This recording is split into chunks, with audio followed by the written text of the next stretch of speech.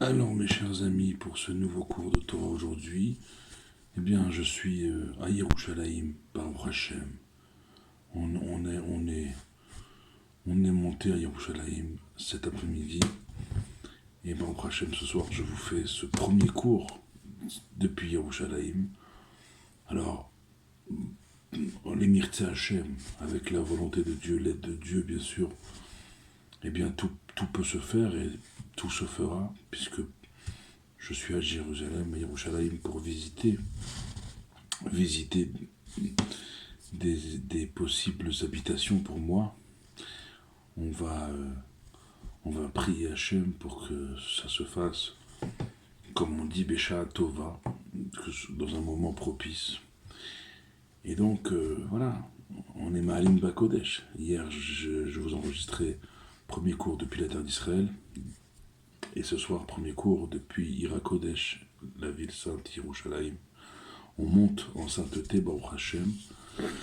Hier, on avait évoqué le début de la paracha de la semaine, Vayekel, ce rassemblement que Moshe, pour la première fois de l'histoire, fait autour du Shabbat.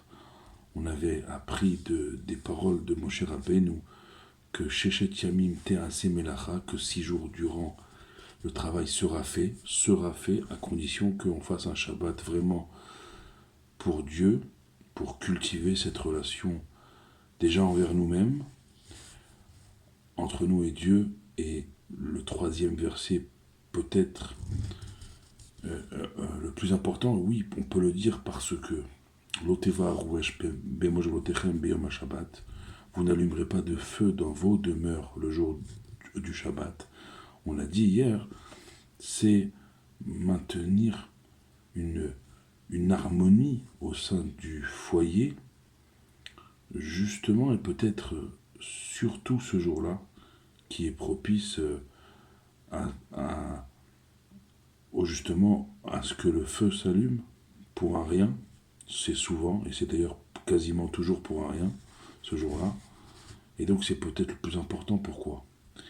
Parce que Akadosh Baruch Hu nous dit dans le Midrash, Bemoshvotechem lo bemoshvotai.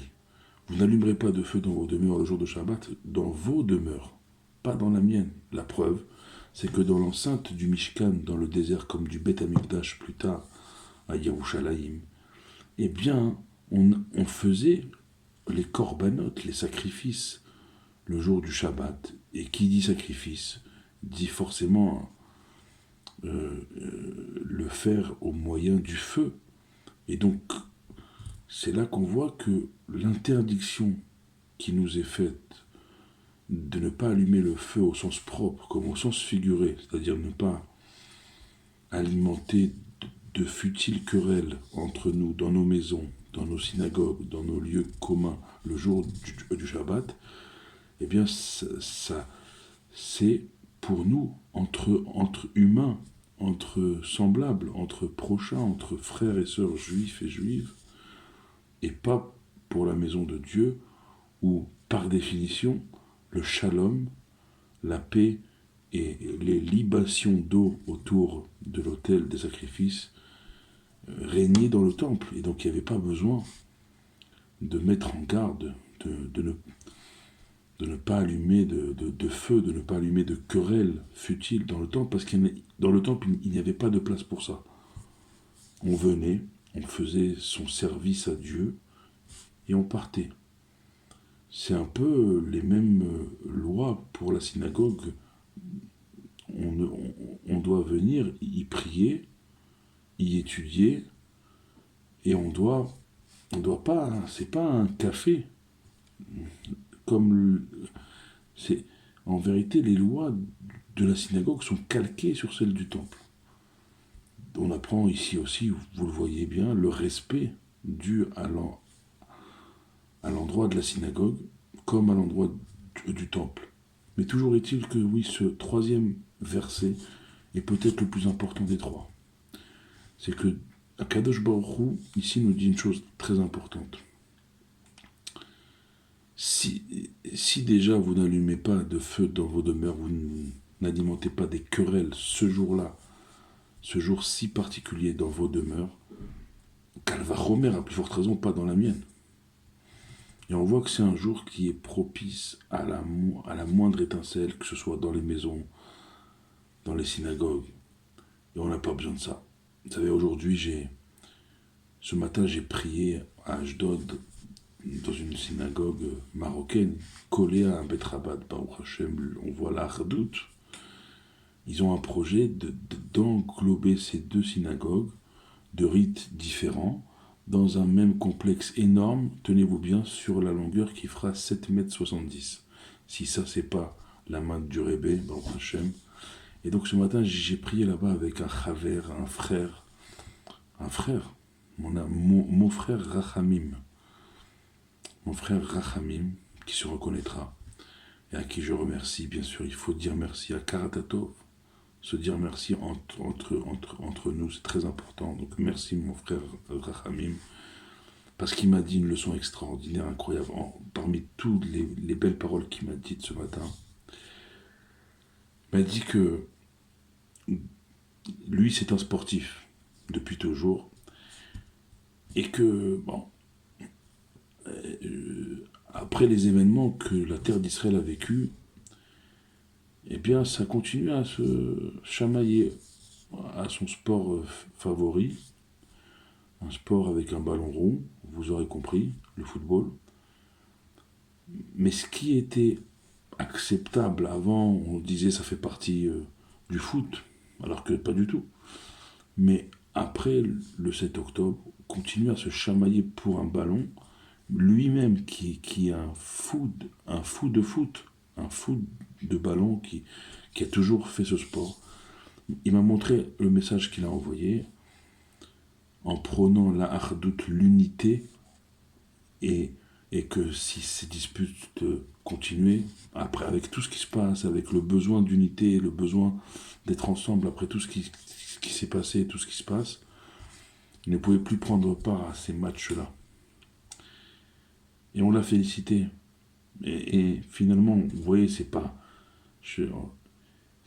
C'est quelqu'un qui même d'une activité chol, eh bien, oui, il faut de l'unité même là-bas. On a beaucoup parlé, et on va sûrement encore parler de Torah et de Chassidut. C'est que si vous avez du mal à amener l'unité, eh bien, il faut Vayakel Moshe. C'est-à-dire, Moshe, il rassemble, mais les Ben Israël, ils se rassemblent autour aussi de Moshe. En l'occurrence du Moshe de notre génération. Il m'a raconté une histoire incroyable où un chaliach, je peux dire son nom puisque ça a été confirmé par mon chaver ce matin, Rav Bar Sheshat, chaliach du Rabbi à Ashdod. Une fois, il a reçu des jeunes qui adoraient aller au cinéma. Alors il dit à ces jeunes, mais quand vous allez au cinéma, vous prenez combien de places? Alors il y avait deux jeunes devant lui, il dit, on prend 2 places pour nous deux. Et le chaliard du rabbi de dire, et pourquoi vous ne prenez pas une 3e? Et alors les jeunes s'étonnent, mais pour qui la 3e place? Le chaliard il dit, pour le rabbi, pour le rabbi. Et là les jeunes, au tac, ils répondent, mais le rabbi, il va pas au cinéma. Un quart de seconde après, ils réalisent ce qu'ils viennent de dire. Ils ont arrêté d'aller au cinéma. Ils se sont concentrés sur des choses, surtout aujourd'hui, beaucoup moins perdre de temps et beaucoup plus important. Je dis pas qu'il faut rentrer entre 4 murs. Le rabbi lui-même ne le dit pas. D'ailleurs, si vous avez la différence, encore une fois, j'ai appris ce matin avec mon chaver. Il m'a appris c'est quoi la différence entre un oved et un chaliar. Un oved, quelqu'un qui va travailler. Bon, il fait ce que son patron lui demande. Il est payé pour ça. Il fait ce pourquoi il est payé. Mais il ne fait pas au-delà. Maintenant, un chaliar, eh bien, le rabbi a fait de chacun de ses émissaires, de chacun de ses envoyés, plus qu'un chaliar, quelqu'un qui réfléchit ce que le rabbi ferait en telle ou telle situation. Et donc le rabbi a fait de chacun de ses envoyés des rabbis, des patrons. Et donc un patron, il va au-delà. Il ne s'arrête pas à ce qui est juste ce qu'il doit faire, il va au-delà. C'est ça ce que le rabbi a fait. Et le rabbi a fait ça de ses envoyés et de chaque juif, que le rabbi considère comme son propre envoyé, son propre enfant. Donc on doit tous se prendre en main. Et ouais, si on n'arrive pas, notamment autour du Shabbat, puisque le début de notre paracha, il parle du Shabbat, il faudra aussi qu'on parle de Shekalim, ce Shabbat aussi, et c'est un Shabbat Mevachim, c'est un Shabbat qui va bénir le nouveau mois, Adar Bet, Purim qui arrive, plein de choses à parler encore. Mais si on n'arrive pas à s'auto-discipliner, alors Moshe il nous rassemble, et le Ham Israël il se rassemble autour de Moshe. Et donc rassemblons-nous, étudions les merveilles du Moshe de notre génération, du Rabbi, et avec Moshe bin Arenu Biskelenu Neler, avec le Moshe de notre génération, comme le premier Moshe il a dit à Pharaon, avec nos jeunes, avec nos anciens, nous marcherons vers notre Géoula, notre délivrance, un mitidve, shlema. C'est sur ces mots que je vous laisse pour ce soir, en envoyant toutes nos brachot et toutes nos énergies positives. Là, je le dis puisque je suis sur cette terre d'Israël, à nos frères et sœurs ici, moi compris, géographiquement parlant, et à vous toutes et tous qui m'écoutez, qui me regardez en dehors d'Israël, on vous envoie, moi compris, on vous envoie de la terre d'Israël, de Yerushalayim, toutes nos bénédictions. Baruch Adonai Leolam, Amen et Amen.